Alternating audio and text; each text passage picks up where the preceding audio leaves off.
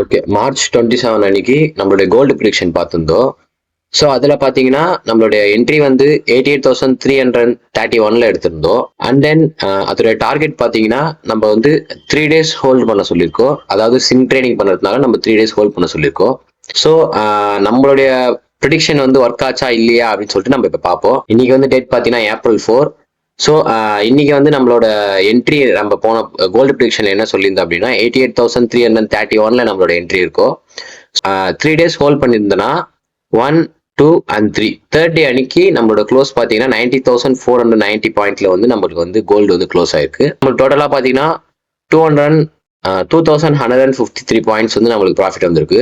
Gold நம்ம ஆப்ஷன்ஸ்ல பண்ணோம் அப்படின்னா நம்மளோட ப்ராஃபிட் பார்த்தீங்கன்னா நம்ம வந்து 88,500 ஸ்ட்ரைக் ப்ரைஸ்ல அன்னைக்கு வந்து எடுத்திருந்தோம். அதனால அன்னைக்கு நம்மளோட ஆப்ஷன்ஸ்ல ப்ராஃபிட் பார்த்தீங்கன்னா, ஸோ ஆப்ஷன்ஸ்ல வந்து நம்ம வந்து மார்ச் 27 அன்னைக்கு நம்ம ப்ரிடிக்ஷன் போட்டிருந்தோம். அந்த என்ட்ரி அன்னைக்கு எடுத்திருந்தோம்.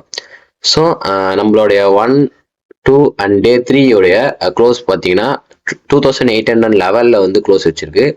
ஸோ நம்ம ஆப்ஷன்ஸில் பார்த்தீங்கன்னா டோட்டல் ப்ராஃபிட் வந்து 1,082 பாயிண்ட்ஸ்.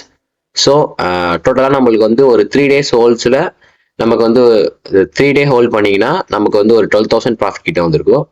ஸோ நம்ம கோல்டோட ப்ரிடிக்ஷன் வந்து டார்கெட் ஹிட் பண்ணிடுச்சு. ஸோ நெக்ஸ்ட் ப்ரிடிக்ஷன் பார்க்கணும்னா பார்ட் 2 கோல்ட் ப்ரிடிக்ஷன் வந்து நெக்ஸ்ட் வீடியோவில் பார்ப்போம். தேங்க்யூ.